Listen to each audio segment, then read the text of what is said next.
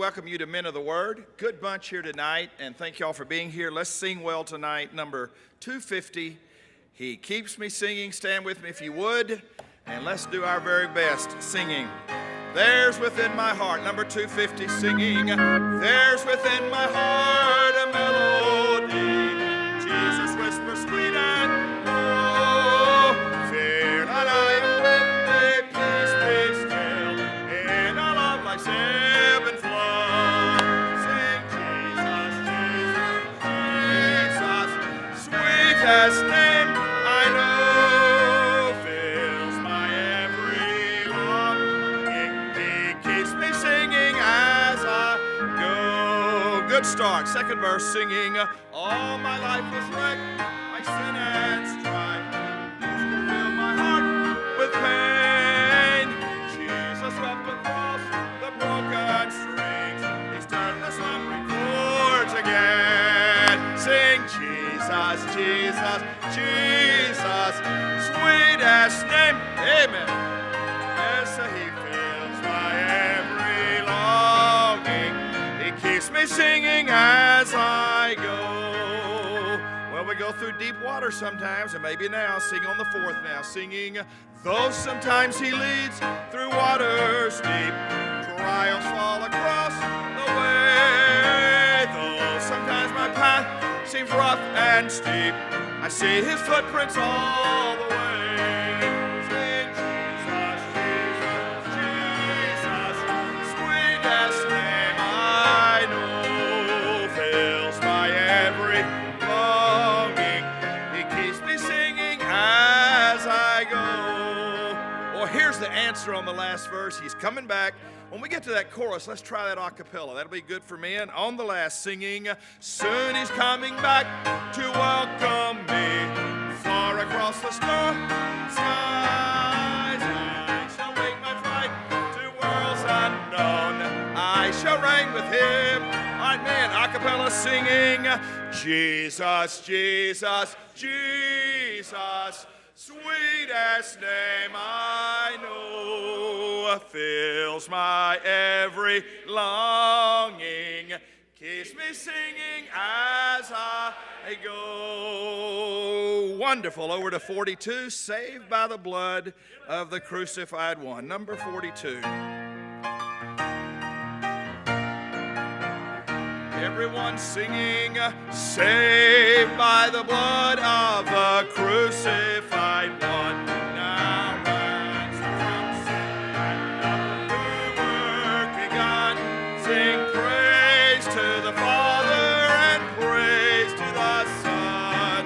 Saved by the blood of the crucified one. Singing, glory, I'm saved, glory, I'm amen. My sins are all pardoned, my guilt is all gone. Glory, I'm saved, glory, I'm saved. I'm saved by the blood of the crucified one.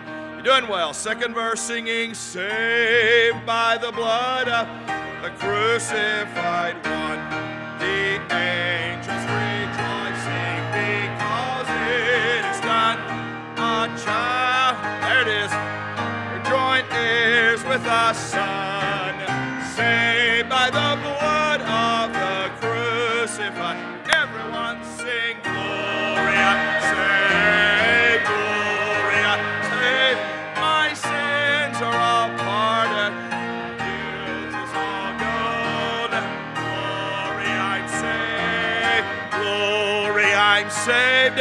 I'm saved by the blood of the crucified one. Last verse. Y'all did real well on that a cappella. We'll do it again on the last chorus. On the last, singing, saved by the blood, crucified one.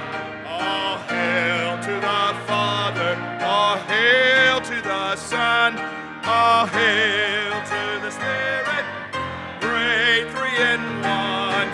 Saved by the blood of the crucified one. Sing glory, I'm saved, glory. Amen.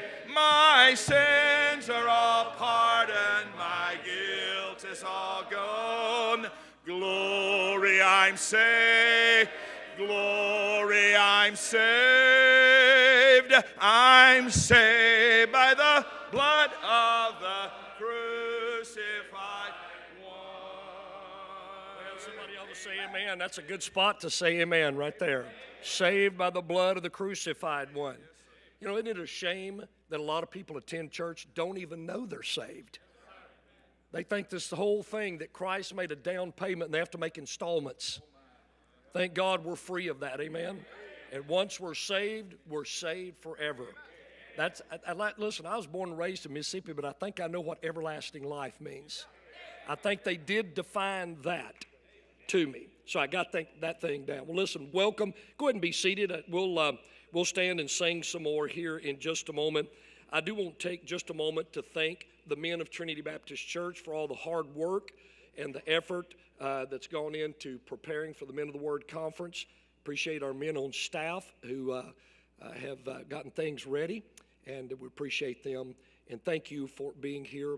You know, what we need today is we need good men in our churches, men that are willing to step up and take responsibility in the church. I don't know about you, as far as I'm concerned, the days of women-run churches needs to be over. And you know why churches are having to be run by women? Because men won't stand up. Men won't take responsibility. And so you got women having to teach Sunday school classes and all. No wonder some churches have deaconesses, because nobody wants to be a deacon. Thank you. I'm just saying, gentlemen, this is a men's conference. So here's what I need you to do right now. I need you to reach up here on your shoulder and take the chip off. All right? Because the guys, these men that are going to be speaking to you, Dr. Smith, and then tomorrow, Dr. Harold Clayton is going to be speaking. Listen, I promise you, if they see a chip there, they're going to knock it off. All right? And I've known these guys. These guys, there's over 100 years of pastoral ministry between the two of them. Over 100 years of marital experience between the two of them. They might have something to say to us. So, need to do that. Take the chip off your shoulder, reach in your pocket, grab your Q-tip, clean your ears out, and listen. Because I promise you, these men will have something for us here. I went back over the years. This is our 26th year of hosting the Men of the Word Conference. We started in 1996. And I went back and pulled out the files and just went back and reviewed some of the old Men of the Word brochures and conferences. And and what we've entitled them this year is just Faithful Men. You know, people are looking for faithfulness. Now, when you go and look and find men in the Bible that were faithful men, they were full of faith. And by the way, I didn't misspell that. Okay?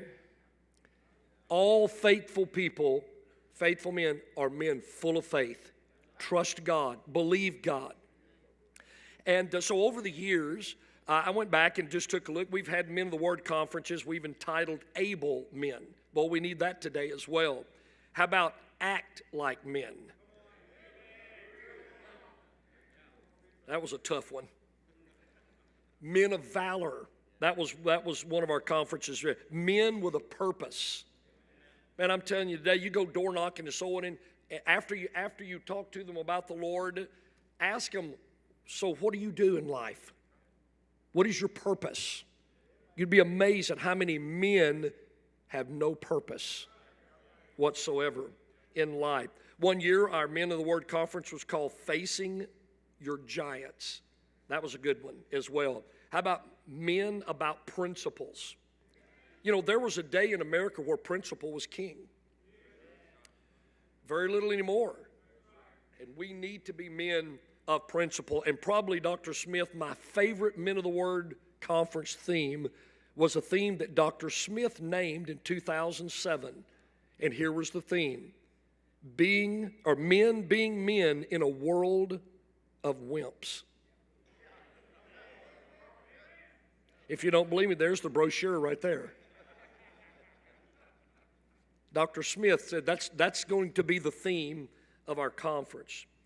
You know, there's so much going on in America today that's crazy, and our manhood is being downplayed, and they're pushing all of this crazy agenda on us, and you've got all this transgender stuff floating everywhere, and pushing men to be effeminate.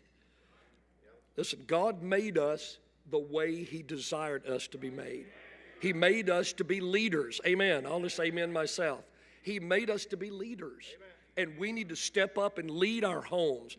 If we're married, lead our homes, lead our wife, love our wife, lead our children. Men, can I say to all of you this morning, for those of you that have children at home, the only thing that they know about being a Christian, and if you've got young men in your home, the only thing they know about being a man is what they see in you. You're the only pattern that they have. But always remember, everything men in our home, and probably in the church as well, but particularly in our home, everything that we do in our life, in our home, our children are watching. And what we do in our homes and our children, if we live a life of mediocrity, what we do in our home, our children are going to do in excess. What we do in mediocrity, our children are going to do in excess.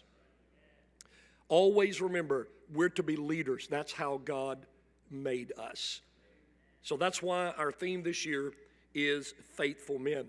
What I'd like to do quickly is just find out what churches are here. So I'm going to have the pastor, or if you are the man in charge of your group, if you'll stand right now and just quickly introduce yourself and your church, so that we'll have a count of how many churches are here. So we're going to start right up front here, my brother. Amen. God bless you, Brother Sutton, for being here. Yes, sir, my brother. Amen, my brother. Thank you for coming, Brother Witz.